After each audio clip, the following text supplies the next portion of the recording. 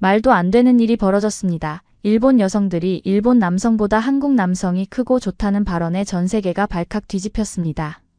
일본 방송사에서는 이건 한국의 조작이라며 대대적인 방송을 내보냈고, 일본 내 전문가들도 말 같은 소리를 하라며 손사래를 치는 지경에 이르렀죠. 아시아 작은 나라의 말은 못 믿겠다더니 불과 한 달 만에 일본 여성들의 한국행이 폭주하기 시작했죠.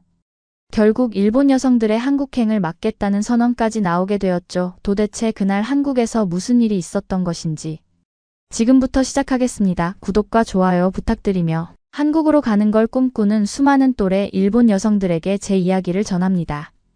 저는 우에노라고 하고 지금은 한국에 정착하는 데 성공했다고 할까요? 그런 상황이고, 처음 한국에 왔을 때와 지금 해를 넘기며 지내본 한국이 완전히 다르게 느껴지기에 제 이야기가 도움이 될까 싶어 전해드려 보려고 해요.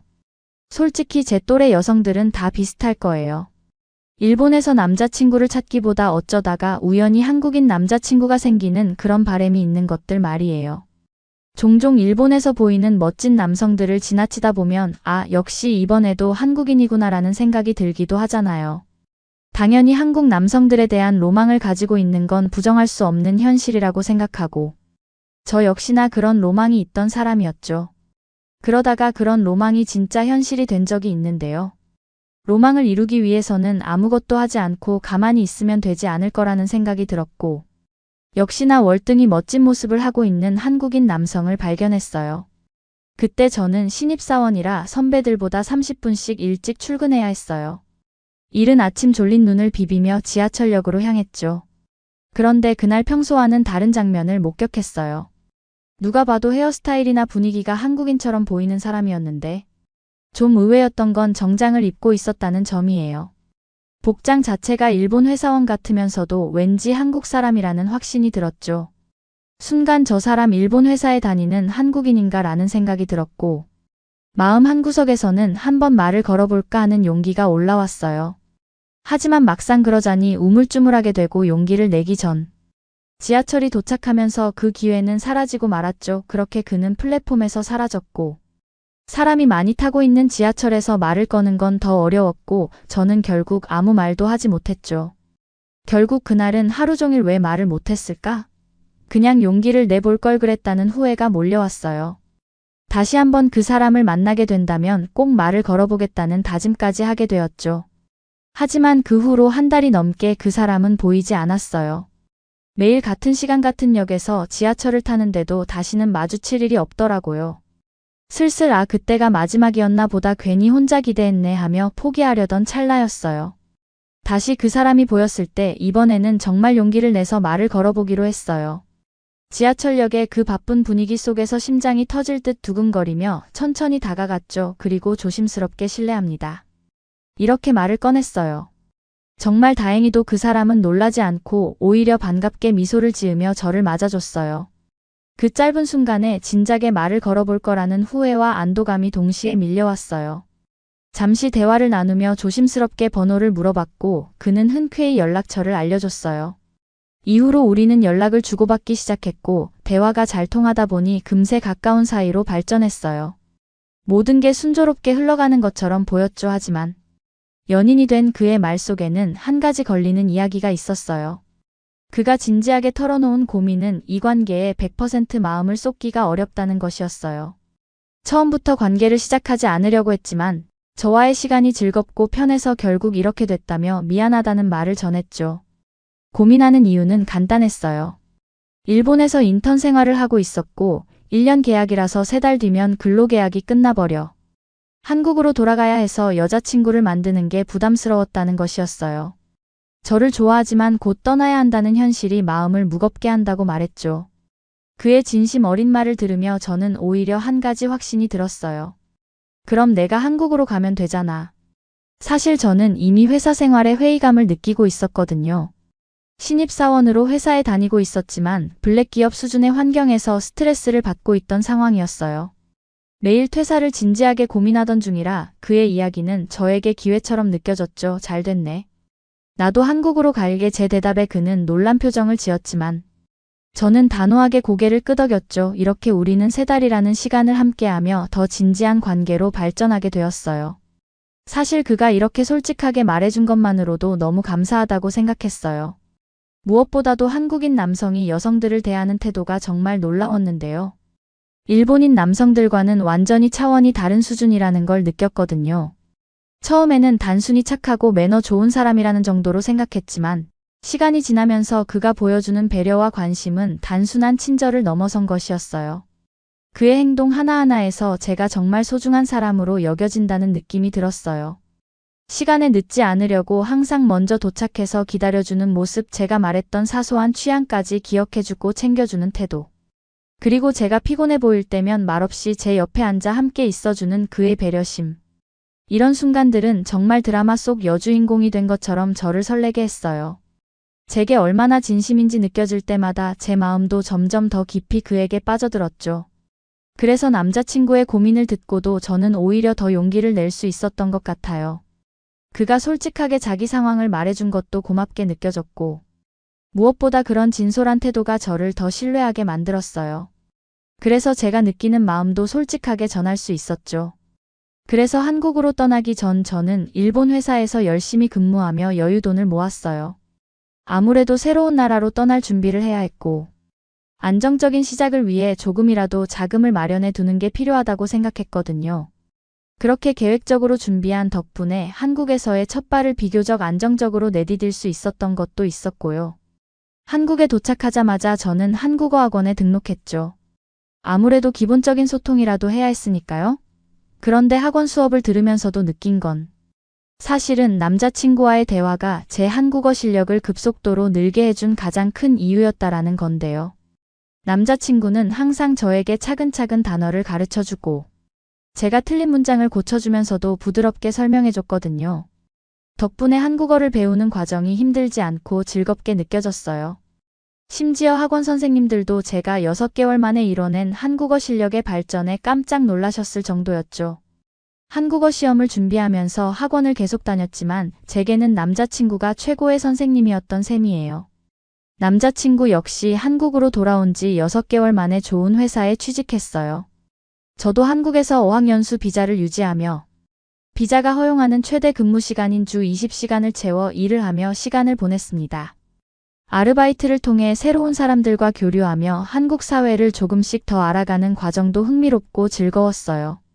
그리고 아르바이트를 시작하고 가장 먼저 놀랐던 점은 한국에서 받는 급여가 일본보다 평균적으로 20%나 높다는 사실이었어요. 처음에는 이게 정말 사실인지 의아했지만 급여 명세서를 받아보고 나서야 실감하게 되었죠. 그렇다고 해서 한국에서의 생활비가 일본보다 훨씬 더 비싸냐 물으신다면 전혀 아니었어요. 오히려 일본에서 지낼 때와 똑같은 사이즈의 원룸을 임대해 생활하고 있는데 한국의 월세는 일본의 절반도 안 되는 수준으로 훨씬 저렴했거든요. 게다가 한국의 혹독한 겨울 날씨를 고려하면 더 놀라웠어요. 바깥 기온이 영하 5도 아래로 떨어지는 미친 듯한 한파였는데도 제가 지내는 원룸은 언제나 따뜻했어요. 심지어 반팔 티셔츠와 반바지를 입고 집에서 생활할 수 있을 정도였죠. 무엇보다도 맨발로 바닥을 걸어 다닐 수 있는 환경이라는 점이 정말 신기했어요. 일본에서는 겨울철 난방비를 줄이려다 보면 방 안에서도 두꺼운 옷을 껴입거나 난방용품을 따로 사용해야 하는 경우가 많거든요. 게다가 바닥은 어찌나 차가운지 두꺼운 양말을 신고도 발이 시려워서 집안을 걸어 다니기 힘들었던 그 생활과는 완전히 다른 모습의 한국을 보게 된 것이죠. 그 비밀은 일본에서 고급 주택에나 들어가는 바닥 난방이 한국에서는 일반적인 기준이었고 덕분에 그런 걱정을 할 필요가 없었다는 거예요. 그래서 한국에서의 주거임대료가 절반도 안 된다고 해서 품질이 떨어지거나 불편할 거라는 생각은 완전히 잘못된 고정관념이었음을 알게 되었어요. 한국의 원룸은 진짜 사람이 살 수 있는 제대로 된 공간을 매우 합리적인 가격에 빌려주는 느낌이었거든요. 그저 가격만 저렴한 게 아니라 실제로 거주 환경도 훌륭했다는 겁니다. 더 놀라운 점은 제가 주 20시간만 근무하는 아르바이트를 해서 번 돈으로도 한국의 월세를 감당할 수 있었고 그 외에도 약간의 용돈까지 쓸 수 있었다는 거예요. 물론 일본에서 가져온 여유돈을 조금씩 쓰고는 있었지만 한국에서의 생활비 구조를 보면 이 정도라면 한국에서 사는 게 훨씬 낫겠다는 생각이 들기 시작했죠. 일본에서는 그렇게 열심히 일해도 월세에 생활비를 더하면 남는 게 아예 없었거든요.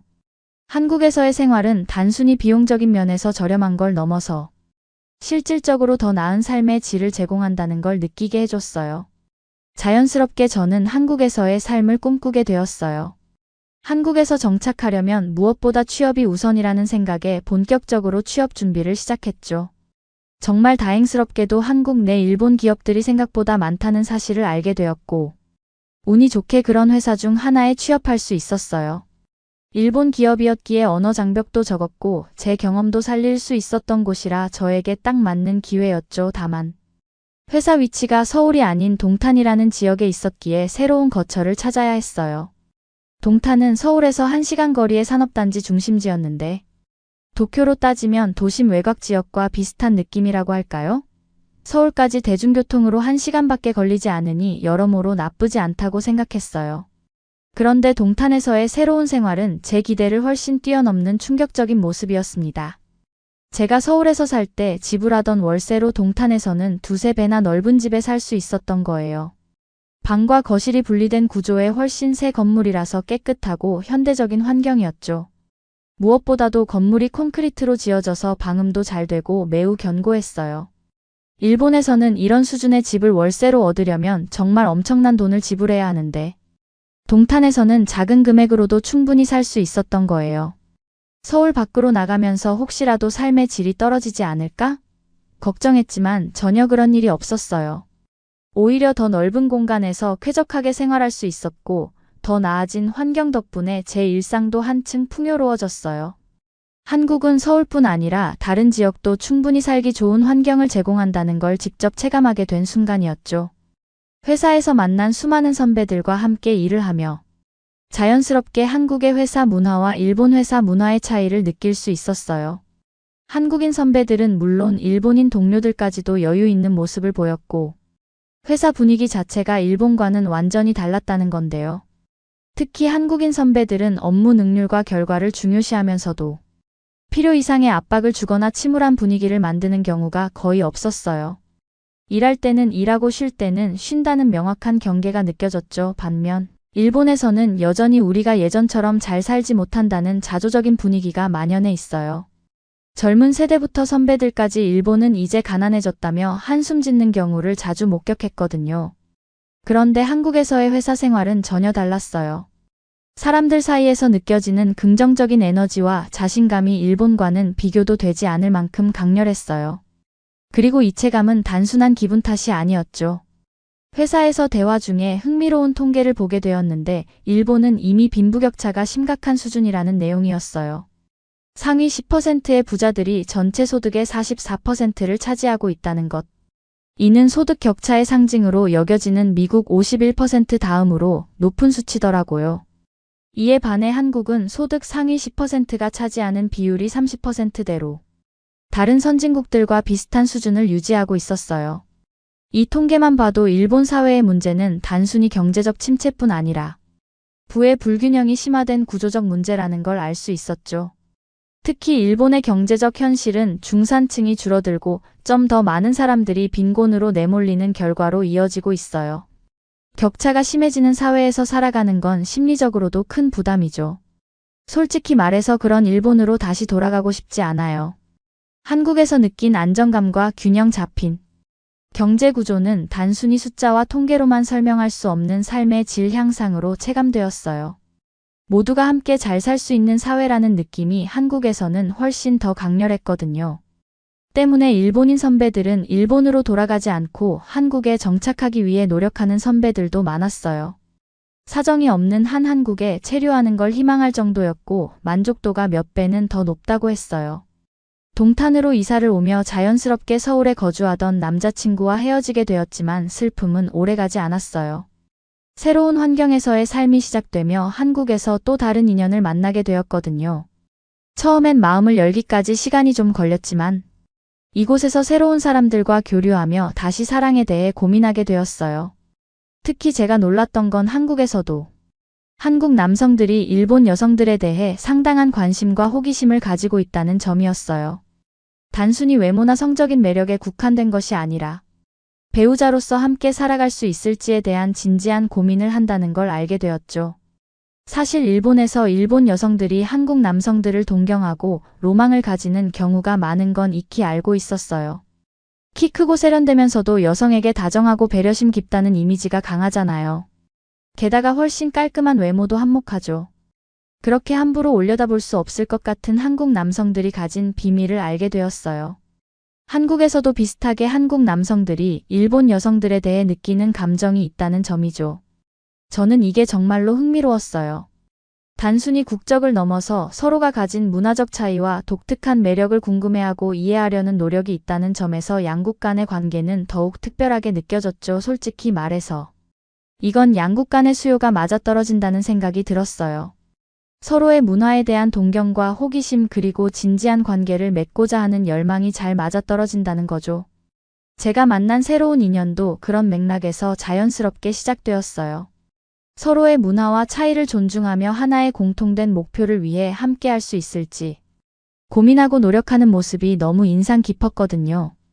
그렇게 새로 만난 한국인 남성분은 저보다 7살 많은 직장인인데요. 열정적이고 다정했던 첫 한국인 남자친구와는 또 다른 매력이 있어요. 가정적이고 성숙한 분위기를 가지고 있는 사람이죠. 무엇보다도 한국에서 느낀 가정 문화의 차이가 저를 놀라게 했어요. 일본보다 훨씬 더 평등하고 성숙한 느낌을 받았거든요. 한국 사회가 예전에는 가부장적이었다고들 하지만 제가 경험한 지금의 한국은 그런 분위기와는 거리가 멀었어요. 남성과 여성 모두 서로를 동등하게 존중하며 가정을 꾸려나가는 모습이 인상 깊었죠.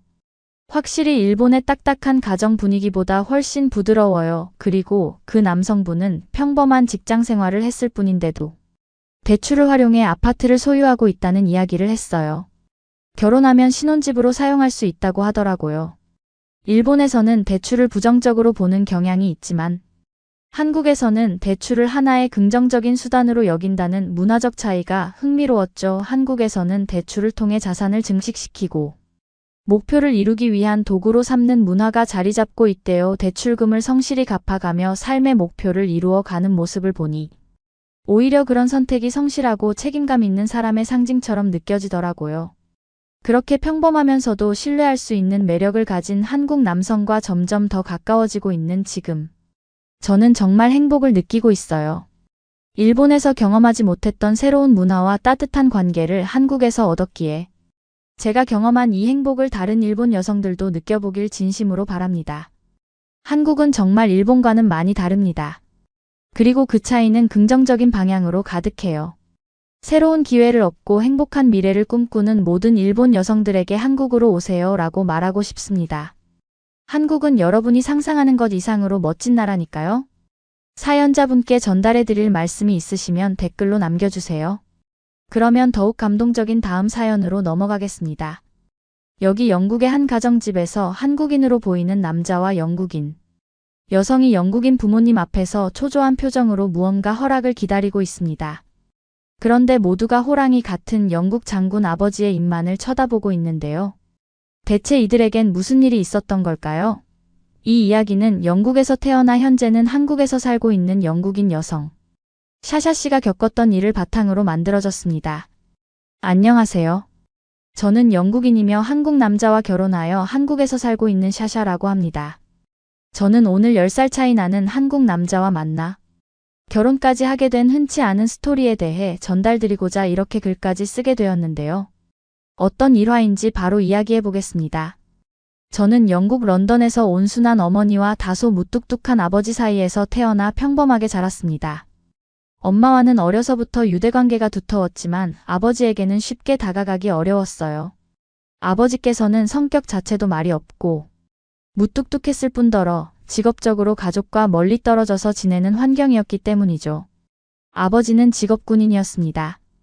육군 중장으로 계셨죠. 그래서 여러 곳을 파견 갔다가 돌아오는 일도 잦았기에 짧으면 2주에 한 번 길면 2~3달에 한 번씩밖에 아버지를 볼 수 없었어요. 그러니 자연스럽게 어릴 적부터 아버지를 보면 뭔가 어색하고 불편했지요. 물론 아버지가 국가를 위해 일을 하고 국가에 기여한 건 맞지만 저에게만큼은 좋은 아버지가 아니셨지요. 한 번도 저를 껴안아준다거나 다정한 말을 해주었던 기억이 없었던걸요. 어린 마음에 아버지에게 섭섭한 마음이 참 많이 들더군요. 물리적으로 몸이 멀면 마음이 멀 수밖에 없어지더라고요. 그래도 저는 열심히 공부하여 고등학교를 졸업한 후 제가 원하는 대학과 원하는 과에 진학하였어요. 제 전공은 광고와 마케팅 쪽인데 어느덧 졸업을 하고 사회초년생으로서 직장에 취직을 해야 할 때가 왔었습니다. 저는 제가 가고자 하는 마케팅 관련 기업의 높은 성적으로 서류 1차를 합격하고 조마조마한 마음으로 면접을 보았죠. 너무나 다행히도 합격 연락이 왔답니다. 그러나 합격이긴 하지만 입사 조건이 하나 있었어요. 이것은 바로 합격을 하게 되면 2년간 한국 지사에서 일을 해야 하는 것이고 그 뒤로는 영국 지사와 한국 지사 둘 중에 제가 선택해서 일하면 된다는 것이었는데요. 최근 한국 시장이 갈수록 커져가고 전 세계 시장으로 넓혀지고 있었으므로 한국에 직접 가서 현지 상황과 마케팅 등 여러 가지 회사에 도움되는 다양한 것들을 한국 지사에서 경험하고 배우고 오는 조건이었던 거예요. 저는 처음에 한참을 고민했어요. 타지에 가서 아는 사람도 없이 고생을 해야 한다고 생각하니 아찔하더군요. 그래도 회사가 숙소도 마련해 준다고 하고 연봉도 훨씬 더 쳐준다고 하니 이만한 조건은 없다고 생각했어요. 게다가 그곳에선 통역사들도 있기에 소통에도 큰 어려움은 없을 것이라고 하더군요. 뿐만 아니라 한국 생활에도 불편함이 없도록 한국어를 배울 수 있게 한국어 학원도 끊어준다는 겁니다. 그렇게 저는 한국으로 떠났습니다. 가기 전에는 2년간 있는 힘껏 버텨서 빨리 영국으로 돌아와야겠다고 생각했는데 제가 이곳에 눌러 살지 누가 알았겠나요? 한국에 한 번이라도 가보신 분은 아실 거예요. 한국이란 나라에 매료될 만큼 건축시설, 문화, 경제, 사회복지적인 부분에서 어느 하나 영국보다 좋으면 좋았지 떨어지는 부분이 없는 거예요. 그리고 한국 사람들은 확실히 놀 때는 놀고 일할 때는 일하는 완벽한 민족이더군요. 하지만 그중 제가 사랑하는 사람이 한국인이었다는 점이 한국에서 살게 된 가장 큰 이유였어요. 사랑하는 사람은 어디서 어떻게 만나게 되었냐고요. 처음 한국에 와서 출근한 날 회사에는 제 또래의 한국인 남녀가 많이 있었습니다. 겉보기에는 저보다 어려 보이는 분들이 많았죠. 근데 자기소개를 할 때 직원들의 나이를 듣고 저는 기겁했습니다. 한국인이 동안이라는 얘기를 듣긴 했지만 실제로 보니 정말 그 소문이 사실이더군요. 제 또래로 보이는 팀장님은 저보다 10살이나 많았고 한참 어려 보이는 팀원들도 모두 제 나이보다 많았어요. 맞습니다. 제가 그곳에서 바로 막내였던 겁니다.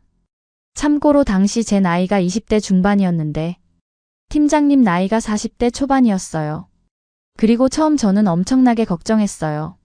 한국인은 학구열이 높고 업무도 빠르게 하며 성과를 굉장히 중요시한다고 들었는데 이런 경쟁의 정글 속에서 내가 잘 적응할 수 있을까 싶었죠. 근데 괜한 걱정을 했던 것입니다. 처음에 회사 사람들과 굉장히 어색했는데 회식을 한번 하고 나니 다들 저를 편하게 대해주어서 빠르게 친해졌었어요. 그 중에서 저를 가장 챙겨주었던 사람이 바로 팀장님이자 지금의 제 남편이랍니다. 팀장님은 타지에 와서 외로워하는 저에게 다가와 늘 여러 가지를 친절하게 챙겨주는 겁니다. 저는 호감이 점점 가기 시작했어요. 남편은 외모도 잘생기고 무엇보다 굉장히 똑똑하고 명석했답니다. 그리고 무엇보다도 영어를 거의 원어민 수준으로 잘해서 소통하는 데에도 전혀 문제가 없었죠. 저는 원래부터 나이에 대해 크게 신경을 쓰지 않는 편이라 나이가 저보다 많이 많다는 것도 딱히 문제라고 느껴지진 않더군요. 다행히도 남편도 저에게 호감을 느끼는 듯 했어요. 그리고 남편 또한 나이 차이가 많이 나는 것도 상관없어 하는 것 같아 보였습니다. 그렇게 어느덧 저희 둘은 상사와 부하 직원의 관계에서 연인으로 발전하게 되었죠. 첫 사내 국제 커플이 된 것입니다. 연인이 된 후 이것저것 알게 되었는데 남편은 1년 전쯤 결혼할 여자가 있었는데 그때 그 여자의 바람으로 헤어지고 난 뒤 여지껏 혼자 지내고 있었다고 하더라고요. 저희는 그 이후 3년 가까운 기간 동안 연애를 하면서 서로에 대한 확신이 들었어요. 이 남자와 하루 온종일 붙어있고 싶고 평생 함께 살고 싶다는 마음이 들었던 거죠. 그리고 약혼식을 가졌습니다. 제대로 된 결혼식을 갖기 전에 남편은 결혼 전에 아버님과 어머님을 찾아뵙는 것이 예의라고 하더군요. 생각해보니 그런 것 같았습니다. 어머니도 그렇고 제 친구들도 남편이 될 사람을 엄청 궁금해했거든요. 왜냐하면 10살 연상이라는 것 때문이에요. 사실 한국에 비해 영국은 나이 차이에 대해 그렇게 신경을 쓰는 편은 아니지만 그럼에도 불구하고 10살이라는 나이 차이는 흔치 않은 큰 차이이긴 하니까요. 다들 큰 관심을 보이더군요. 어머니는 어떤 사람인지 궁금하다며 데려오라고 하고 아버지는 무슨 10살의 남자를 만나냐며 뭐 돈이라도 많냐며 무슨 제가 돈 많은 남자에게 팔려가듯이 말씀하시는 거예요. 한번 아버지에 대해 학을 뗐었죠. 친구들도 가관이었어요. 단체방에서 한국 남자와 결혼한다고 하며 그 남자는 10살 연상이라고 말했더니 대화방이 일시에 얼어버린 거예요. 사회인 되겠다고 한국행 마다하지 않더니 동양인 남자랑 그것도 할아버지와 결혼을 하냐며 애들이 비아냥대는 겁니다. 걱정스러운 건 알겠지만 왜 저렇게 말하나 싶었죠. 축하는 못해줄 망정 겉모습은 저보다도 오히려 어려 보이는 남편을 직접 보지도 않아 놓고 저런 식으로 말하니 화가 머리 끝까지 나더군요. 저는 속으로 영국 가서 보자 인연들아 라고 생각했어요. 어차피 사진으로 보여주면 포샵했다. 뭐했다. 할 게 뻔했거든요. 그렇게 영국행 일정을 정하고 여느 때처럼 지내던 어느 날이었어요. 어느 날부터인가 계속 헛구역질이 나는 것이 이상해서 임신 테스트기를 사용해봤더니 글쎄 제 눈앞에 두 줄이 선명하게 나타나 있는 게 아니겠어요. 이를 바라보며 놀라움을 감출 수 없었어요. 그리고 이내 머릿속이 복잡해졌습니다. 부모님께 남편을 소개하기로 한 날이 다가오고 있었기 때문이었죠. 저는 남편의 아이를 가진 사실에 내심 큰 기쁨이 느껴졌지만 문제는 그 기쁨을 어떻게 부모님께 전할지였어요. 특히 어머니보다도 아버지가 문제였습니다. 저희가 만나는 것도 왠지 탐탁치 않아 하실 것 같은데 심지어 임신까지 해버렸으니 이를 어찌해야 하나 싶더라고요. 저는 이 소식을 어떻게 전해드려야 할지 고민하며 남편에게 전화를 걸었죠. 제가 전화를 걸자마자 큰일 났다며 호들갑을 떨자 남편은 언제나처럼 따뜻한 목소리로 무슨 일인지 자초지종부터 설명해보라고 하며 무슨 일이든 괜찮으니 차근차근 말해보라고 했어요. 제가 한숨을 내쉬며 임신했다고 말하자 남편도 예상치 못했는지 잠시 동안 침묵이 흘렀죠. 하지만 이내 웃음 섞인 목소리로 대답해 주었습니다. 그거 좋은 소식이잖아. 부모님께 어떻게 말씀드릴지 생각해보자. 곧 저녁에 만나서 다시 이야기하자. 너무 걱정하지 마. 저는 남편의 긍정적인 반응에 안도하며 깊은 숨을 내쉬었죠. 그의 목소리에서 느껴지는 따뜻함과 든든함이 저의 불안을 덜어주는 듯 했어요. 남편은 우리가 함께라면 어떤 일도 잘 해결할 수 있을 거라며 부모님께 솔직하게 말씀드리고 우리의 진심을 보여드리면 된다고 말했습니다. 남편의 이런 든든한 지지와 사랑이 있기에 앞으로 어떤 일도 헤쳐나갈 수 있을 것만 같은 느낌이었어요. 그렇게 부모님을 뵈러 갈 날이 다가올수록 떨리고 긴장되긴 했지만 남편과 함께라면 모든 것을 이겨낼 수 있다는 자신감이 생겼답니다. 그렇게 저와 남편은 결혼식을 갖기 전에 휴가를 내어 영국으로 갔습니다. 가자마자 부모님 댁을 들렀고 저는 긴장이 되어 심호흡을 했는데 긴장감 하나 없이 태연한 표정을 하고 있는 남편이 좀 얄밉긴 했었어요. 그렇게 집안에 들어섰고 저는 엄마를 껴안고 보고 싶었다며 서로 울었습니다. 남편은 한국식 인사로 허리를 90도로 숙이더군요. 그렇게 저희 가족은 저녁을 먹었고 아버지는 다짜고짜 남편에게 물었죠. 자네 네 딸은 어디서 만났나? 회사에서 만났습니다. 그런데 역시는 역시다 싶었어요. 아버지는 바로 군대 얘기부터 꺼내시더군요. 근데 제가 생각했던 것과는 다르게 남편은 유연한 화술로 아버지의 관심을 확 끌어당기더라고요. 남편은 공군에서 복무했으며 부사관 생활을 4년 동안 했다고 하는 거예요. 알고 봤더니 남편은 전투기와 항공기에 관심이 엄청 많았고 이러한 지식을 바탕으로 아버지와 한국의 안보 상황과 한국군 생활에 대해 이야기를 나누는 거예요. 제가 군대에 대해 잘 모르니 평소에 저와는 그렇게 군대에 대한 얘기를 할 일이 없어서 남편이 그렇게 군대에 대해 해박한지 몰랐었죠. 그렇게 한참을 둘이서 이야기를 나누더니 아버지의 마지막 말이 되게 인상 깊게 남았어요. 내 딸은 자기 엄마 닮아서 남자 보는 눈 하나는 뛰어나구만. 그 말을 듣고 저는 내심 다행이라는 생각이 들었죠. 만약 아버지가 남편을 마음에 들지 않아 했다면 임신 소식을 전하는 게 훨씬 힘들었을 테니까요. 그래도 어쨌든 말 꺼내는 게 쉽지는 않았어요. 그렇게 저희는 어렵게 임신 이야기를 꺼냈죠. 엄마 아빠 드릴 말씀이 있어요. 이이와 저는 정말 사랑하고 결혼을 생각하고 있어요. 그리고 저희에게 좋은 소식이 하나 더 있어요. 부모님이 궁금한 표정으로 지켜보았죠. 남편이 부드럽게 말을 이었습니다. 사실 저희가 아이를 가지게 되었어요. 순간 저희 어머니는 눈을 크게 뜨더니 이내 환한 미소를 지어주시더군요. 정말이니 샤샤야, 내가 그럼 곧 할머니가 되는 거네. 그리고 아버지도 놀라긴 했지만 이내 웃으며 고개를 끄덕였어요. 우리가 조금 서둘러야겠군. 아버지는 농담을 던지며 호탕한 웃음을 터뜨리셨고 남편에게 책임질 준비가 되어 있겠지라고 물으셨죠. 남편은 그 말을 듣자마자 힘차게 대답했어요. 네, 아버님, 샤샤와 아이를 위해 최선을 다하겠습니다. 그날 저녁 저희 가족은 기쁨으로 가득 찼습니다. 예상치 못한 임신 소식이 오히려 가족 모두에게 큰 기쁨과 행복을 가져다 주었죠. 저는 남편이 손을 꼭 잡으며 앞으로의 모든 순간을 함께할 것을 다짐했고 그간 긴장했던 것이 풀리면서 감격의 눈물이 펑펑 흘러나오더라고요. 어머니 아버지의 예상치 못했던 따뜻한 반응에 너무도 큰 감사함이 느껴지기도 했고요. 그리고 평소에 거리감이 느껴졌던 아버지와 저는 한층 가까워지는 느낌이 들었어요. 남편과 결혼을 하게 되면 아버지와의 관계도 더 개선될 것만 같았죠. 그렇게 부모님에게 남편을 소개해주니 이 남자가 더 마음에 들더군요. 이제 친구들 차례였습니다. 부모님 집에서 편안하게 자고 저희는 친구들을 만나러 갔어요. 저희는 술집 예약을 했고 술집에 먼저 가서 친구들을 기다리고 있었죠. 그러고 있는데 제니퍼라는 친구 한 명이 먼저 도착했어요. 저랑 제니퍼는 만나자마자 울면서 잘 지냈냐며 서로를 포용했죠. 그런데 제니퍼의 시선이 한 남자를 향해 있는 거예요. 그 시선의 끝에는 바로 남편이 있었어요. 남편은 그때 잠깐 직원에게 가서 무언가를 주문하고 있었거든요.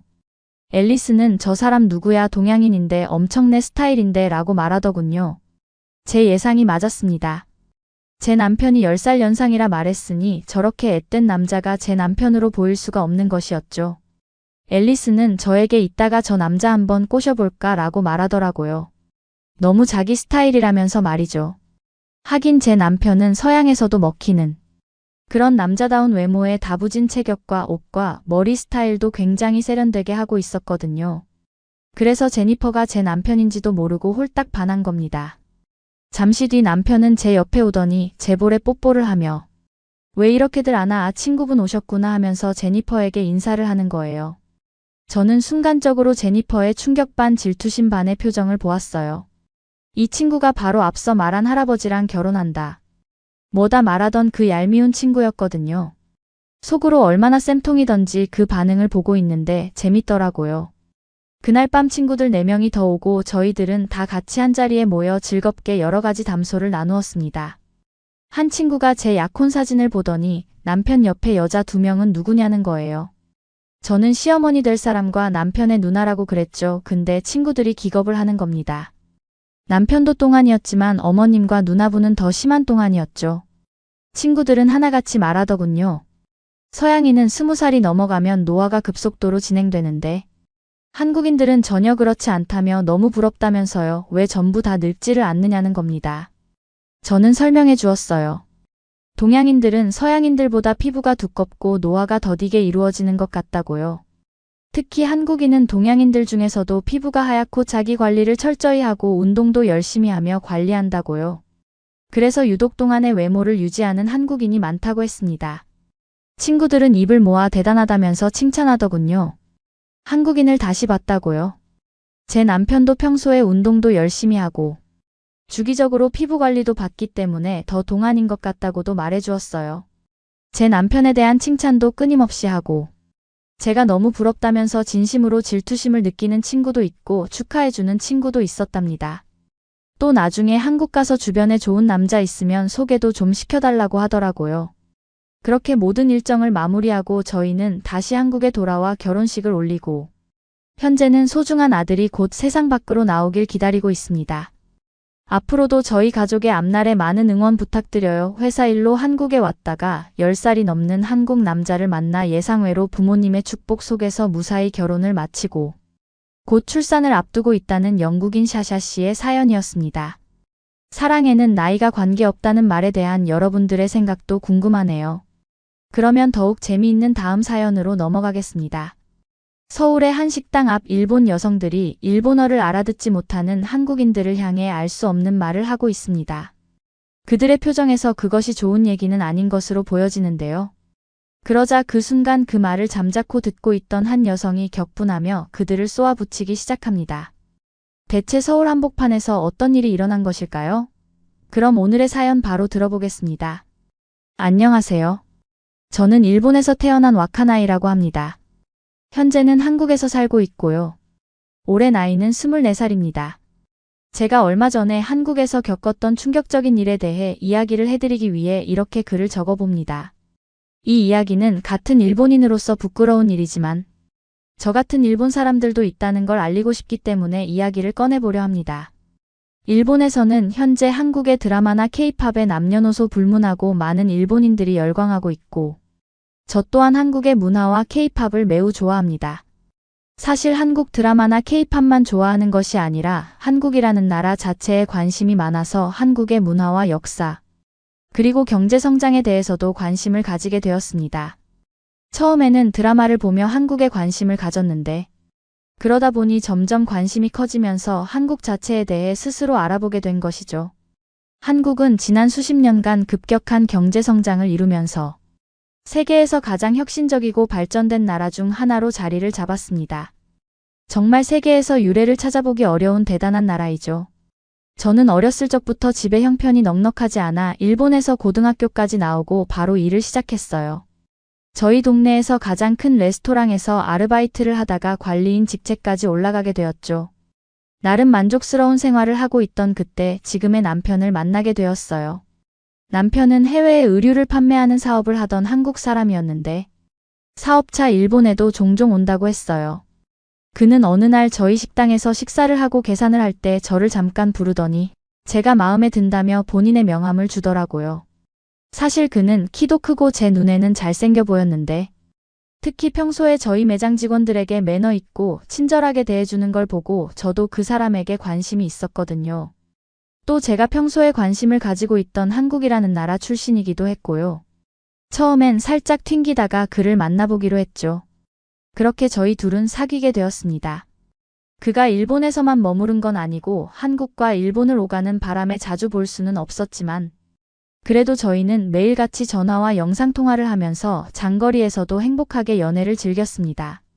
저는 그렇게 그와 1년간을 사귀었는데 서로 마음도 잘 맞고 괜찮은 사람 같아 결혼을 결심하게 되었고 그렇게 20대 초반이라는 이른 나이에 그와 결혼을 하고 한국으로 넘어오게 되었습니다. 저는 처음에는 부모님이 결혼에 크게 반대할 줄 알았는데 남편이 유창한 일본 말을 사용하며 부모님께 좋은 인상과 예의 바른 모습을 보여드리니 의외로 쉽게 마음을 열어주셨고 그렇게 저희의 결혼도 허락해 주셨죠. 그렇게 저는 생애 처음 한국 땅을 밟게 됩니다. 매번 한국 드라마를 보면서 한국에서 살고 싶다고 생각을 했는데 이게 현실이 되다니 정말 기분이 좋았어요. 사실 남편 사업이 꽤 잘 돼서 제가 돈을 벌지 않아도 넉넉하게 살 수 있었지만 집에만 있기는 답답해서 저는 집 앞에 있는 레스토랑에서 아르바이트를 하기로 했어요. 남편도 그런 저의 마음을 공감해 주었고 한국에서 아르바이트를 경험해보며 한국인 친구도 만들면 먼 나라 타지 생활에 좀 더 도움이 될 것 같다면서 동의해 주었죠. 레스토랑 일은 일본에서도 경험이 있기도 하고 익숙했기 때문에 어렵지 않게 적응할 수 있었어요. 그리고 저는 그렇게 1년간 같이 아르바이트를 해오며 한 한국인 친구와 친해지게 되었죠. 한국인 친구 이름은 현지였고 제 또래였어요. 워낙 성격이 밝았던 현지와 함께 일을 하는 것은 참 즐거운 경험이었죠. 또 제가 아무리 레스토랑 일에 익숙하다고 하더라도 다른 나라에서 일을 하다 보니 아무래도 실수하는 일이 생길 수밖에 없었는데 그럴 때마다 늘 현지가 달려와 제 옆에서 꼼꼼히 도와주고 챙겨주었습니다. 정말 너무도 고마웠죠. 현지는 대학을 졸업하고 취업 준비를 하면서 아르바이트를 하는 중이었고 매우 성실하고 열심히 사는 친구였습니다. 꽤 괜찮은 대학을 나온 친구였는데 취업이 쉽지 않다고 말하는 것을 보고 한국의 취업난이 심각하다는 것도 알게 되었죠. 현지도 평소에는 밝은 성격이었지만 취업 이야기가 나올 때면 우울한 모습을 보일 정도로 취업에 대한 스트레스가 커 보였어요. 그러던 어느 날 일을 마치고 현지와 함께 근처에 있는 설렁탕 맛집을 가기로 약속을 잡았습니다. 약속 장소에 도착하니 맛집이라서 그런지 길게 늘어선 줄에 굉장히 기대가 되더라고요. 설렁탕은 아직 먹어본 적이 없었는데 이렇게 많은 사람들이 날씨가 추운데도 줄을 서서 기다렸다가 맛있게 먹고 나오는 걸 보니 저도 모르게 설레게 되더라고요. 현지 또한 이곳이 정말 유명한 맛집이라서 이 정도 기다리는 건 아무것도 아니라고 하더라고요. 그날은 날씨도 굉장히 추운 날이었기 때문에 밖에서 기다리기 힘들었지만 현지가 설렁탕에 대해 엄청 설명해주면서 맛있다고 하니 얼른 부드러운 살코기와 뜨끈한 국물을 먹고 싶다는 생각 하나로 버텼습니다. 저는 한국에 오기 전에 한국어 공부를 열심히 하고 한국에서 일을 하면서도 정말 열심히 한국어 공부를 했기 때문에 어디 가서도 일본인이라고 말하지 않는다면 한국인이 아니냐는 말도 많이 들었습니다. 그리고 유튜브를 보면서 한국 사람들이 하는 메이크업을 배워서 사실 그냥 보면 한국인 같다는 소리를 많이 듣고는 하죠. 아무튼 저희는 설렁탕을 먹기 위해 줄을 서서 기다리며 한국어로 대화를 나누고 있었어요.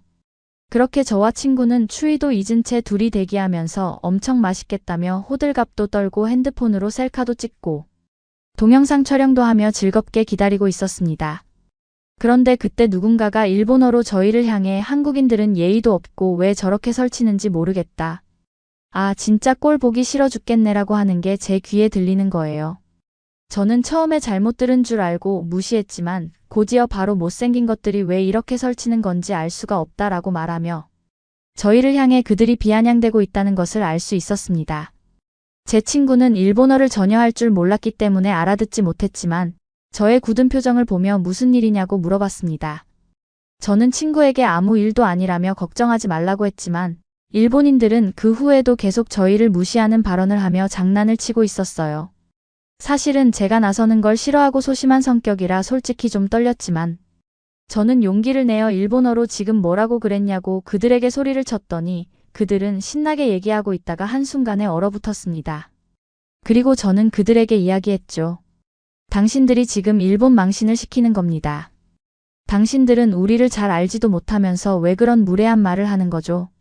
일본 말을 못 알아들을 줄 아셨나요? 다른 나라에서 이런 수준 낮은 짓을 왜 하는 거죠? 같은 일본인으로서 정말 창피하네요. 당장 사과하세요 라고 쏘아붙였습니다. 그들은 너무 당황한 나머지 아무 말도 하지 못하고 있더라고요. 현지는 저에게 대체 무슨 일이냐며 걱정했지만 저는 그들에게 당장 사과하라고 다그쳤습니다. 사실 무척 긴장되고 떨렸지만 제가 좋아하는 한국에서 제 친구와 저를 모욕하는 모습을 보니 정말 참을 수가 없겠더라고요. 그들은 떨떠름한 표정으로 저희에게 미안하다며 마지못한 듯이 사과를 하고 곧 있으면 그들이 식당에 들어갈 순번인데도 불구하고 그냥 가버리더라고요. 현지는 얼떨떨한 표정으로 대체 무슨 일이길래 그래 왜 그런 거야? 라고 물었고 저는 솔직히 대답해줬습니다. 방금 전 일본인들이 우리 둘 다 한국인인 줄 알고 욕하고 비아냥거렸기 때문에 사과하라고 한 거라고 말이죠. 같은 일본인으로서 참 미안하다고 말하며 그들을 대신해 친구에게 사과를 했습니다. 그리고 저는 정말 부끄러워지고 슬퍼지기 시작했습니다. 1년 동안 한국에 살면서 한국인들은 저에게 다들 너무 친절했고 저희 시댁 식구들도 저를 엄청 예뻐해 주시고 배려해 주시거든요. 사실 일본에서는 학교를 다닐 때 솔직히 소심하고 내성적인 성격 탓에 친구들과 잘 어울리지 못했어요. 용기를 내어 다가가도 집이 가난하다며 무시당하기 일쑤였고 하루하루가 너무 힘들었습니다. 학교에서 심신이 지쳐서 집으로 돌아가도 마음 편히 쉴 수가 없었어요. 아버지는 막노동을 하고 집으로 들어오셔서 매일 밤 술만 드시는 게 일상이었고 어머니도 시장에서 반찬을 만들어 파셨죠. 삶에 지친 부모님들은 하루 걸러 하루마다 서로 싸우시는 게 일상이었고 저와 언니는 늘 방에서 오늘 하루는 아무 일도 없었으면 좋겠다고 생각하고 살았거든요.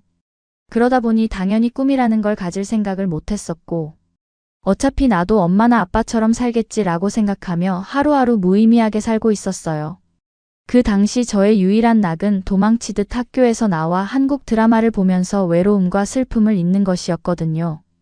그러다 보니 자연스럽게 한국어 실력이 늘게 되었고 한국에 대한 문화적 이해도 높아지게 되었어요. 그리고 내가 언어에 재능이 있나 라는 생각도 가지게 되었고 한국어 실력이 늘어감에 따라 더 열심히 한국어 공부를 하게 되었습니다. 덕분에 남편을 만나 연애를 할 때도 한국어와 일본어를 둘 다 써가면서 편하게 의사소통할 수 있었어요. 남편도 사업 때문에 일본을 자주 와서 일본어를 꽤 할 줄 알았거든요. 저희 둘 다 한국어와 일본어를 할 줄 아니 대화하기가 너무 편했죠. 저는 한국 생활을 시작한 이후부터 좋은 사람들과 어울릴 수 있다는 게 얼마나 행복한 일인지 깨달았습니다. 같은 나라 사람인 일본 친구들에게 매일 무시받고 살았는데 한국 사람들은 누구에게나 친절하고 따뜻해서 제가 상처가 많은 사람이었다는 걸 잊게 해줬죠. 그래서 더더욱 제 한국인 친구를 욕하는 걸 참을 수 없었나 봐요. 아무튼 그렇게 무례한 일본인들이 떠나고 저는 긴장이 풀려서 다리가 후들거릴 정도였습니다. 남에게 그렇게 싫은 소리를 해본 것도 처음이었고 어디서 이런 용기가 나왔는지 저도 의문이었어요. 이제 와서 생각해보면 저는 제가 받은 배려와 친절함을 이렇게라도 현지에게 갚고 싶었나 봐요. 그 일을 계기로 현지와 저는 더욱더 돈독한 사이가 되었고 요즘 현지는 아르바이트를 그만두고 자신이 원하던 좋은 회사에 취직해서 하루하루 열심히 회사에 다니고 있는 중입니다. 현지가 취직을 한 이후로는 이전처럼 자주 볼 수는 없지만 그래도 전화 통화도 자주 하고 가끔 만나 식사하며 수다도 떨고 그렇게 잘 지내고 있답니다. 아, 그리고 제가 아직 레스토랑에서 일하고 있는지 궁금하시죠? 한 번은 남편이 대학을 가보는 게 어떻겠냐고 제안을 해주었는데 아직 그렇게 늦은 나이가 아니기도 하고 괜찮을 것 같다는 생각이 들었죠. 그렇게 저는 열심히 준비해서 일본어 학과에 들어갔고 졸업하고 통번역 대학원을 가는 것을 목표로 하고 있어요. 한국어를 잘하는 저에게 너무 꼭 맞는 일이 통번역이라는 생각이 들었기 때문이에요. 과거 기억을 떠올려 보면 한국 드라마를 보며 혼자 한국어를 익혔을 만큼 스스로 언어에도 재능이 있다고 생각을 했고요. 약간 자기 자랑처럼 들리겠지만 정말 그랬답니다. 어릴 적 언니와 함께 늘 방 안에서 부모님 눈치를 보며 웅크려 지낼 때엔 제가 이렇게 훌륭한 한국의 대학교를 다니면서 꿈을 키워나간다는 건 상상하지도 못했던 일이었는데 이렇게 학교를 다니면서 열심히 공부를 하는 제 스스로를 보며 감회가 참 새롭게 느껴지더군요. 저에게 새로운 꿈과 희망을 주었던 한국 사람들과 대한민국 그리고 사랑하는 남편에게 진심으로 감사한 마음이 든답니다. 그런 만큼 저는 그 감사함에 보답하기 위하여 앞으로 더욱 열심히 해서 꼭 꿈을 이루어 보려고요. 한국에 고맙다는 말을 꼭 전하고 싶습니다. 불우했던 학창시절과 가정환경 속에서 삶에 대한 희망을 잃고 살아오다가 우연한 계기로 한국 남성과 결혼하여 한국에서 새로운 희망을 찾게 된 일본 여성 와카나의 사연 어떠셨나요? 와카나는 한국에서 무례한 모습을 보이는 일본인에게 한국인을 대신하여 화를 내줄 정도로 한국을 사랑하는 일본인인데요. 한국을 사랑하는 와카나에게 응원의 메시지를 남겨주세요. 그러면 더욱 재미있는 다음 사연으로 넘어가겠습니다. 한국으로 갈 거면 당장 집에서 나가 그런 후진국으로 가겠다니.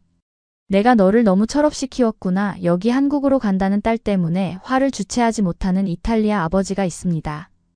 그러나 딸은 기어이 한국행을 결정했고 한국에서 놀라운 경험을 했다고 합니다. 그리고 그러한 딸을 보러 아버지가 한국에 직접 찾아가 보았다고 하는데요. 대체 이들에게는 무슨 일이 있었던 걸까요? 오늘의 사연 바로 들어보겠습니다. 안녕하세요. 저는 이탈리아에서 태어나 그림과 관련된 사업을 하시는 아버지 밑에서 자라온 두리아라고 합니다. 이탈리아는 프랑스와 더불어 서유럽의 대표적인 미술의 나라라고 할 수 있는데요. 특히 이탈리아는 구석기 시대의 동굴 벽화를 비롯하여 고대 중세 근세 근대의 각 시대에 걸쳐 갖가지 뛰어난 작품들을 남겨놓고 있어 다양하고 풍성한 미술의 역사를 자랑하는 나라이죠. 이러한 이탈리아에서 태어난 것을 저는 너무 자랑스럽게 생각했고 나라를 너무 사랑했어요. 또 그렇게 하루하루 행복한 일상을 보낼 수 있었던 이유 중 한 가지는 바로 저를 너무 사랑해주는 아빠 덕분이었어요. 어렸을 때 엄마가 돌아가시고 나서 아빠는 오로지 저만을 위해서 사셨다고 해도 과언이 아닐 거예요. 저를 위해서 열심히 돈을 버시고 제가 하고 싶은 일을 할 수 있게 적극적으로 지원해 주셨어요. 그 덕분에 저는 미술을 전공하고 싶다는 제 꿈을 이룰 수 있었죠. 사실 미술을 전공해 보신 분들은 아시겠지만 미술을 배운다는 것은 정말 돈도 많이 들어가고 어려운 일이거든요. 제가 미술에만 이렇게 집중할 수 있었던 이유는 바로 아빠 덕분이라고 할 수 있죠. 아빠도 어릴 적부터 미술을 해오시던 분이시다 보니 저에게 그림을 직접 그리거나 예술적인 능력을 기를 수 있게 많은 교육을 해주셨고 또 어릴 적부터 훌륭한 선생님들께 미술을 배울 기회를 제공해 주셨어요. 그러나 저는 특별한 목적 없이 오로지 미술 공부에만 몰두하며 하루하루를 보냈어요. 뭔가 미술하는 게 재밌기는 했지만 그냥 어릴 때부터 하던 거니 뚜렷한 목적 없이 관성적으로 해왔던 것 같아요. 그러다가 고등학교 졸업을 앞둔 상태에서 친구들과 대화를 나누다가 나중에 어떤 사람이 되고 싶은지에 대해 고민하게 되었죠. 친구들은 각자가 하고 싶은 일이 있었고, 이를 위해 대학에 진학하거나 해외로 유학을 가거나 또는 바로 기술을 배우기 위해 학원을 찾고 있는 친구들도 있었어요. 그 순간 저는 미술을 통해 제가 하고 싶은 일이 대체 무엇일까라는 진지한 생각이 들었죠.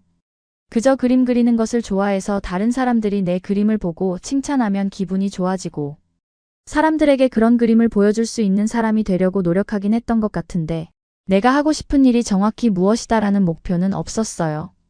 그렇게 목표를 잃고 방황하던 중 아빠는 잠시 마음의 여유를 가지며 쉬면서 찬찬히 생각해보라는 조언을 해주셨어요. 그리고 여태까지는 레슨을 받느라 놀러 다닐 여유가 없었지만 친구들과 함께 돌아다니며 가고 싶은 곳을 가고 영화를 보고 게임을 즐기는 등 자유롭고 즐거운 경험을 하는 시간도 가졌습니다. 그러던 중 제가 생각보다 게임을 좋아한다는 것을 알게 되었는데요. 다양한 종류의 게임을 즐기면서 화려한 그래픽도 눈으로 보고 캐릭터와 게임의 배경도 즐길 수 있어서 너무 좋더라고요. 즉 게임이 재밌기도 했지만 게임에 적용되는 미술과 디자인적인 요소들에도 굉장한 흥미가 느껴졌습니다. 마치 제가 게임의 세계에 초대받은 것 같은 느낌이 들었고 생각보다 미술이 다양한 분야에서 활용되고 있다는 것을 알게 되었죠. 그렇게 게임을 즐기면서 저는 수많은 사람들에게 다양한 시각적 재미를 줄 수 있는 게임 환경과 게임 캐릭터를 만드는 사람이 되고 싶다는 꿈을 갖게 되었어요. 그렇게 된다면 좋아하는 미술과 게임 두 가지 분야를 함께 즐길 수 있는 것이라고 생각했죠. 그래서 저는 게임 산업에 관심을 갖게 되었고 자연스럽게 한국이라는 나라에 대해서도 관심을 갖게 되었어요. 한국은 정말 훌륭한 게임 실력을 가진 사람들이 많은 나라이고 거의 모든 국민들이 취미로 게임을 즐길 정도로 게임에 진심인 국가라는 점이 정말 좋았습니다. 또한 한국은 게임 산업이 정말 빠르게 성장하고 있었고 저 역시도 한국에서 만든 온라인 게임을 즐겨 했을 정도였죠. 그래서 저는 고등학교를 졸업하고 한국으로 유학을 가고 싶다는 목표를 갖게 되었어요. 저는 한국에서 다양한 게임을 직접 즐기고 사람들이 어떤 게임을 좋아하는지 이해하고 가능하면 대학 졸업 후 한국 게임 회사에 취업하고 싶다는 생각이었죠. 이런 저의 생각을 아빠에게 말하니 아빠는 크게 반대했어요. 아빠는 내가 그렇게 미술을 게임 관련 산업과 접목시켜 일을 하고 싶다면 이탈리아에서도 얼마든지 좋은 게임 회사가 있는데 굳이 아시아의 한국이라는 나라까지 가겠다는 이유가 대체 무엇이냐며 화를 내셨어요. 그냥 이탈리아에서 미술을 공부하면서 게임 관련 산업도 함께 경험하면서 길을 찾아가면 어떻겠냐라고 이야기했죠. 물론 틀린 말은 아니었어요. 하지만 저는 게임 관련 산업에서 일하고 싶다는 마음이 너무 확고했었고 게임을 진심으로 즐기고 사랑하는 사람들 무리 속에서 가까이 어우러져 생활하며 더욱더 많은 것을 경험해 보고 싶었어요. 이렇게 마음먹은 지금 이 순간이 아니라면 저는 인생에서 이렇게 새로운 도전을 하지 못할 것이라고 생각했죠. 그래서 저는 아빠에게 간절히 부탁했지만 아빠는 정말 내가 한국에 꼭 가야만 하겠다면 아무것도 도와주지 않을 것이라고 이야기하셨어요. 그 말을 들은 저는 충격을 받았지만 제가 결정한 일이기 때문에 어떻게든 방법을 찾아서 한국에 가겠다고 말했죠. 이후 한국에 갈 돈을 마련하기 위해 1년 넘게 아르바이트를 하면서 한국으로 갈 수 있는 경비를 마련하기 위해 노력했어요.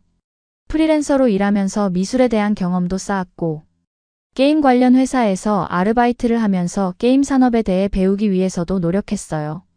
제가 그렇게 목표를 위해 끊임없이 노력하는 모습을 보면서 아빠도 마음이 조금 흔들리는 것 같았지만 그래도 제가 어디까지 고집을 부리는지 두고 보겠다는 생각으로 계속 지켜만 보시더라고요. 저는 그렇게 1년 가까이 준비한 끝에 한국에 있는 한 대학에 입학이 결정되었어요. 게임 산업에서 활용할 수 있는 디자인을 공부하기 위해 미디어 디자인 학과에 입학하게 되었죠. 그리고 아빠에게 많이 배우고 돌아오겠다고 인사를 하고 한국으로 떠나게 되었어요. 한국에 도착하고 나니 제가 꿈에 그리던 장소에 왔다는 것을 실감할 수 있었어요. 공항이나 지하철 플랫폼에서 각종 게임 광고들을 볼 수 있었고 주변 사람들이 스마트폰으로 다양한 종류의 게임을 즐기고 있는 것도 쉽게 볼 수 있었죠. 저는 이곳에서 반드시 많은 것을 보고 배우겠다고 마음먹고 열심히 공부했고 그렇게 하루하루 한국에 적응해 가기 시작하면서 저는 한국 사람들은 정말 제정신이 아닌 것 같다는 생각이 들었어요. 한국 사람들은 어떤 것 하나에 푹 빠지면 엄청난 집념을 보이는 사람들이었어요. 대학교에서 만난 친구들과 공부도 하고 게임도 하면서 친해졌는데 그 친구들은 무슨 게임을 새로 시작하면 전문가처럼 분석해서 순식간에 클리어를 해버리는 모습을 보여주었습니다. 저는 처음에는 친구들이 프로게이머인가 싶었어요. 하지만 원래 이 정도는 다들 한다면서 게임에 진심인 모습을 보여주더라고요. 한국인의 DNA에는 게임을 잘하는 DNA가 있나 싶었어요.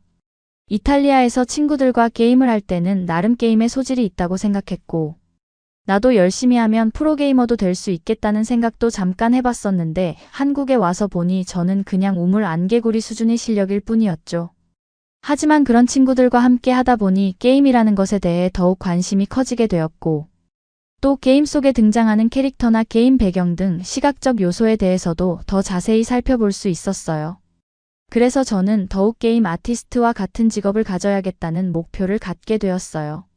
한국에서는 시간이 참 빠르게 흘렀고 대학을 다니며 프리랜서로 활동하면서 작은 게임 회사와 계약을 맺고 게임 캐릭터와 게임 배경을 개발하는 작업을 하게 되었어요. 제 스스로 디자인적 감각이 나쁘지 않다고 생각해 왔었는데 막상 만들고 보니 제가 보아도 만족스러웠어요.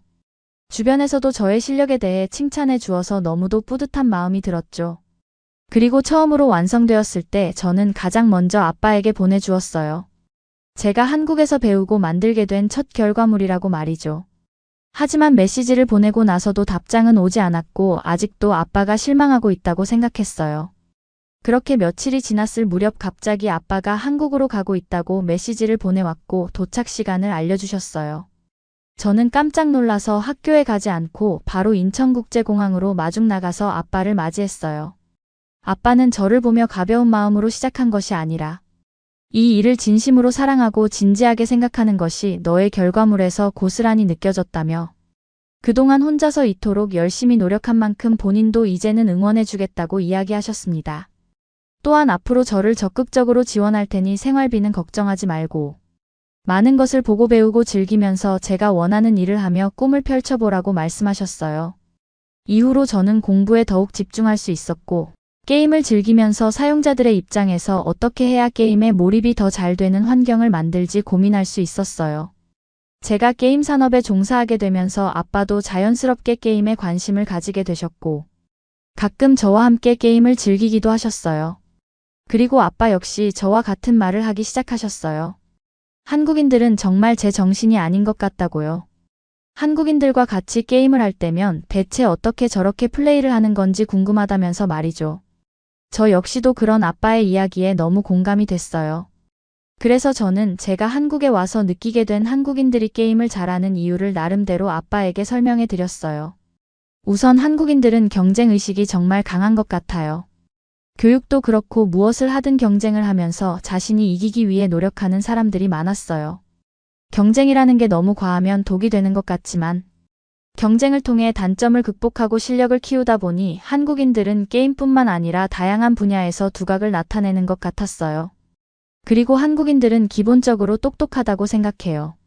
어렸을 때 게임을 많이 하면 머리가 나빠진다는 말을 많이 들었는데 직접 게임을 해보다 보니 애초에 게임이라는 걸 잘하기 위해서는 머리가 좋아야만 잘할 수 있다는 걸 깨닫게 되었죠. 한국인들과 함께 게임을 하다 보면 제가 생각도 못한 굉장히 참신한 방법으로 게임을 공략하는 모습을 자주 볼 수 있었어요.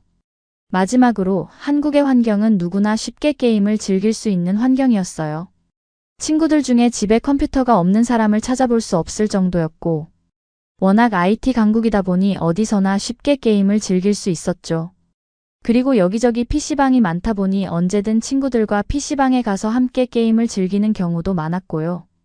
이 이야기를 들으면서 아빠도 한국인들이 게임을 정말 좋아하고 잘할 수밖에 없는 것 같다며 끄덕끄덕 하시더라고요. 그리고 아빠는 제가 만든 캐릭터나 배경이 적용된 게임을 빨리 해보고 싶다고 하셨어요. 아직 개발 단계라 상용화가 되려면 좀 더 다듬어야 할 것들이 많거든요. 저 역시도 아빠와 다른 게임 유저들이 게임에 보다 더 몰입될 수 있도록 게임 내 환경과 디자인, 요소들을 창의적으로 구상하고 멋지게 시각화하고 싶어요. 그러기 위해서는 아직 배워야 할 것들이 너무 많죠. 게임은 장르도 정말 다양하고 또 같은 장르라 하더라도 유저들이 원하는 것도 너무 다양하기 때문에 어떤 부분들을 다듬고 수정해야 하는지 생각하기가 어려워요. 그렇기에 이런 부분들을 제대로 파악해서 유저들에게 어필하는 게 무엇보다 중요하죠. 그러기 위해서 저는 정말 열심히 해야겠다는 마음이 들었어요. 이건 단순히 미술과 디자인 감각만 뛰어나다고 해서 가능한 것은 아니라고 생각해요. 그래서 저는 앞으로 한국에 머무는 동안 더 많은 게임 유저들의 마음을 이해하고 공감할 수 있는 사람이 되도록 노력할 거예요. 그리고 한국에서 보내는 시간이 저에게 너무 즐겁고 가치 있는 시간이 되어가고 있어요. 처음에는 제가 잘못된 선택을 한 것 같아 걱정도 들었던 게 사실이지만 한국 덕분에 게임의 즐거움에 대해 더 많이 알게 되었고 앞으로 나아갈 길에 대해 명확한 목표도 세울 수 있게 되었어요. 아빠의 기대에도 부응할 수 있도록 더욱 열심히 노력하려 합니다. 미술을 하다가 한국의 게임 산업에 영감을 받아 한국까지 날아오게 된 이탈리아인 두리아의 사연 어떠셨나요? 사연이 좋으셨다면 주변 분들께 공유해 주시고 댓글도 남겨주시면 감사드리겠습니다.